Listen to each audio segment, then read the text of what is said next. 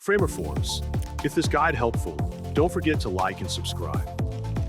First, open your browser and go to 𝗕𝗲𝗀𝗀𝗀. On the home page, click Login on the top right of the screen and enter your email to access your account.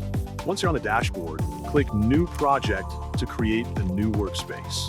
Inside the workspace, go to the plus icon on the left panel and search for Form Builder. Drag and drop the Form Builder component into your design area. Hover over the Submit button and double-click to open the Submit component settings. Here, you can fully customize the button, such as changing the color or text to fit your design needs. Then, return to the main page, click the plus icon at the bottom. You can add other elements, like text fields, checkboxes, or radio buttons. For example, click a checkbox into the form. Next, select it and press Ctrl+C on your keyboard to copy it.